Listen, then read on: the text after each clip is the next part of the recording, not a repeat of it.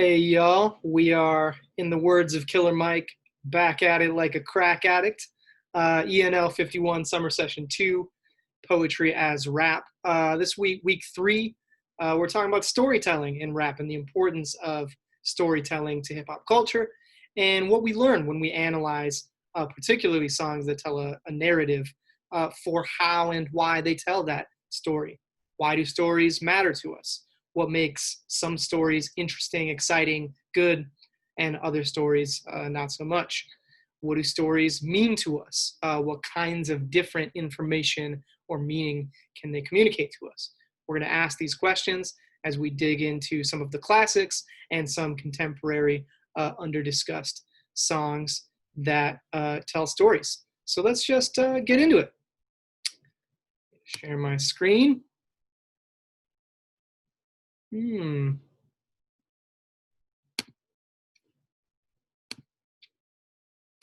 Sorry, let me try this again. Share my screen. There we go.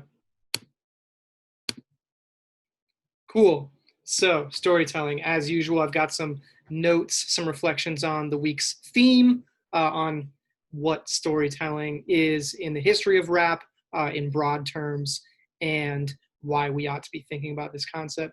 Got a fun before and after, then and now picture of Ice Cube. We'll see that kind of a theme of what happens to rappers as they age. Cool, so we're going to be talking about storytelling. If you haven't taken a look on my lessons, I usually include a quote from one of the rap songs we're studying this week, and then a quote from a poet who's not affiliated with hip-hop. So this week, I chose a quote from Sylvia Plath. Plath, not a rapper, not particularly a storyteller, but I think this poem is really interesting. It's from a poem called The Mirror, I think. It's like a persona poem. It's spoken in the voice of a mirror. But I've got just some excerpts from the ending of the poem here. I want to talk about them a little bit as we get into storytelling. So Sylvia Plath writes, "Now I am a lake. A woman bends over me, searching my reaches for what she really is." And then there's like other stuff happens in the stanza, but I just cut to the end. "In me she has drowned a young girl, and in me an old woman rises toward her day after day like a terrible fish." So in this poem where a mirror is talking about a woman coming and looking into her every day to try to find herself, and then the mirror becomes a lake. I don't know if that's a purely metaphor or if the poem just kind of shifts registers. Doesn't matter. I think what is being said about like our own identities as individual selves here is that identity is a kind of storytelling, that in order to say who we used to be and who we are now, we have to kind of tell a story and rely on a narrative. In me, she has drowned a young girl. She has lost her younger self in this reflective mirror or lake. And in me, an old woman rises toward her day after day, even though she is the old woman looking at her own reflection, doesn't really feel like her to herself or something like that. So it's a kind of storytelling. So I think identity and what a story tells us about ourselves, about what it means to be a self, is one particular theme to pay attention to in this week's storytelling songs. Cool, so let's jump into it. I also wanted to note that I've written some tips here for your reading responses that I encourage you to take a look at. I've been really enjoying and loving digging into your reading responses and getting to comment on them in these first 2 weeks. I'll release the comments tomorrow, Wednesday, for week 2. But I think y'all are trying to do a lot in those reading responses and cover like the whole song.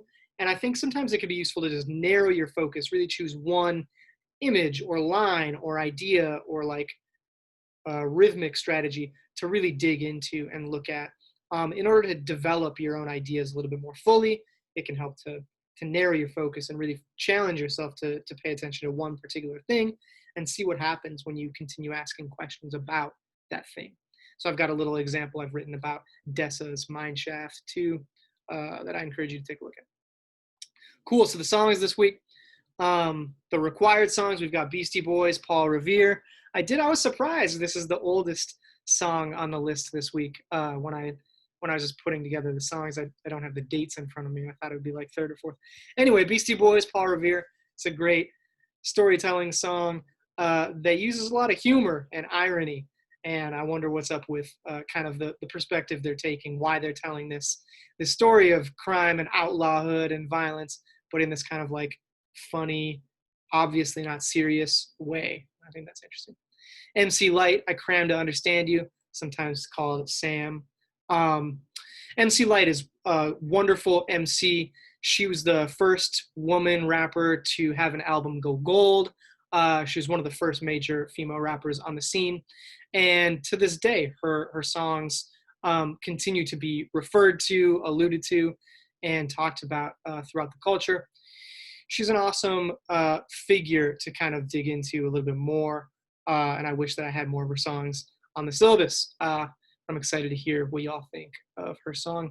And this is kind of a different approach to storytelling. Here, it really focuses on one individual character and kind of offers a character study and the relationship between the what we, if it was a poem, we'd call it the speaker of the poem, and the man that she's talking to and talking about. Ice-T, 6 in the morning. Ice-T is another one, like Ice Cube, where you might know him as a guy who plays a police on TV now on a Law and Order Special Victims Unit, but he used to be kind of the opposite of that. And so he was one of the pioneers of gangster rap, and I think one of the more interesting gangster rappers to listen to, because he has a really explicit understanding of what the social and cultural conditions are that give rise to gang culture, for example, and violence and poverty. I think he has really interesting analysis embedded, even when he's just talking about how much of a gangster he is. There's a lot of analysis in it. His song Colors, also really worth checking out, though it's not a storytelling song, so it's not on this week's syllabus entry.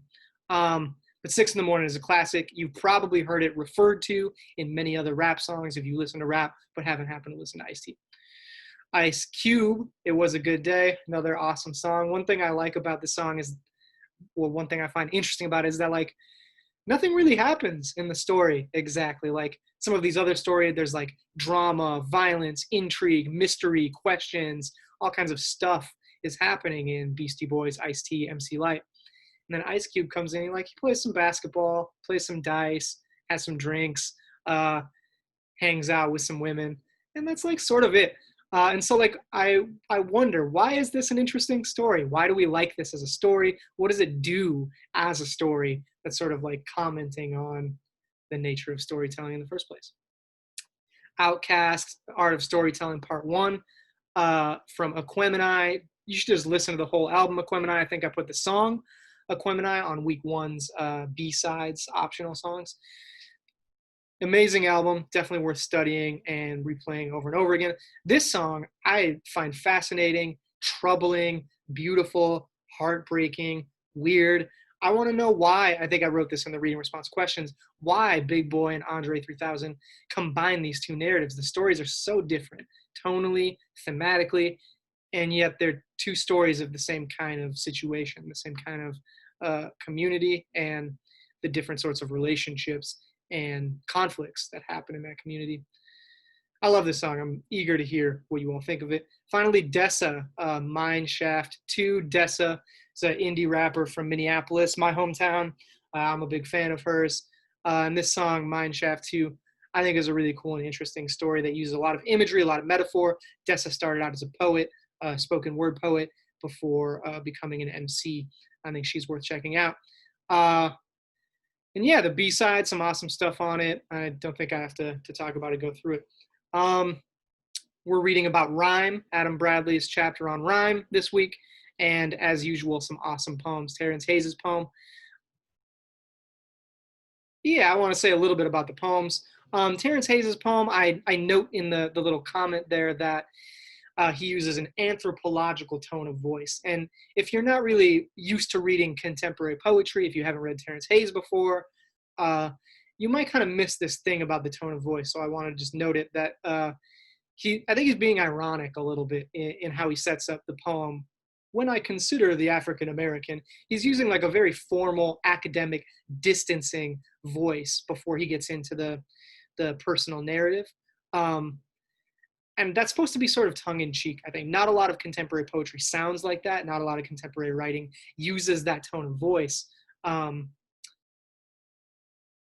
yeah, I'll leave it there. So I think it's interesting to note that and to ask why he's setting up his story that way and what that means, what that suggests about the topics that he's discussing. Uh, yeah, cool. So I wanted to just, as usual, talk a little bit about a couple of the songs from an analytical perspective, just to give yet another example of like the sorts of things you might pay attention to when you're analyzing a song. Um, and really trying to focus in on one specific element of that song in order to develop your ideas more fully. Rather, don't just summarize what happens in the song's story. I really want you to dig into some aspect of it and develop some analysis to practice sharpening those analytical thinking skills. So Dessa's Mine Shaft 2, she tells a story in 3 verses.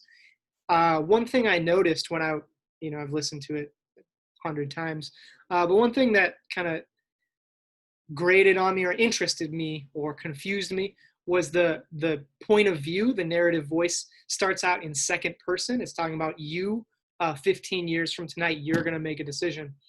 And then it switches to first person. I think in the third verse, it switches to speaking about I instead of you. And like for the first handful of times I listened to the song, I was like, I wonder why that is. What's going on there? But it was just kind of in the back of my mind. I didn't really think about it very analytically or clearly. And then as I thought more about the song, I realized like, okay, so who is the you in the song?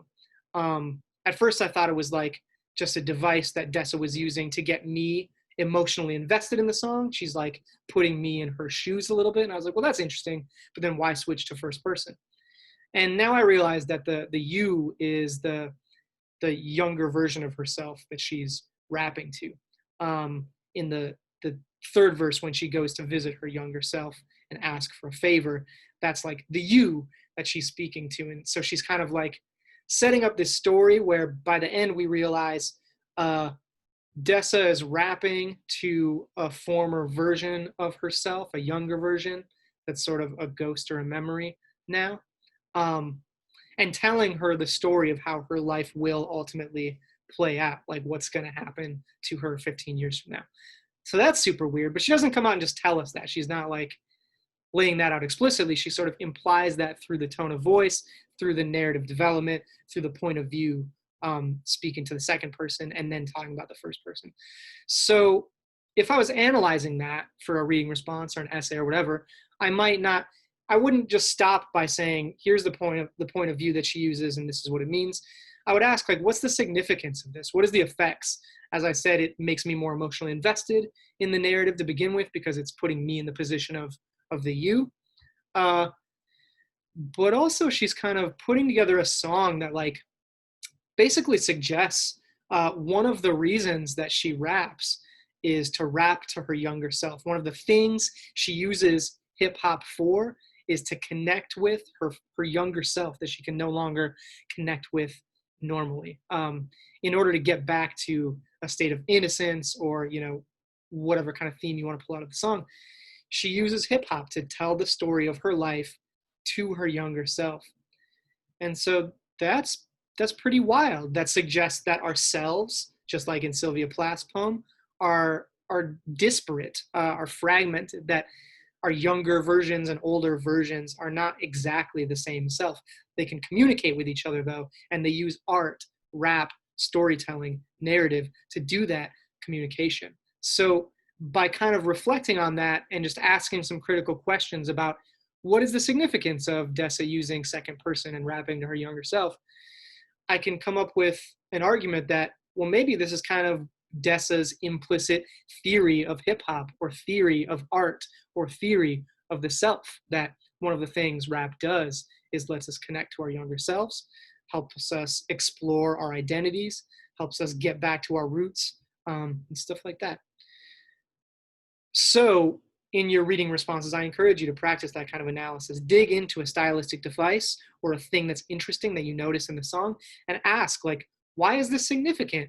What's interesting about this? What are its effects? What does this suggest about the rapper's ideas about storytelling or about hip hop culture or about the self or about crime or about relationships between men and women or, whatever. Uh, cool. So I think that's all I've got for this week. I'm looking forward to reading your responses and hearing what you think of these songs. As always, you can email me if you have any questions.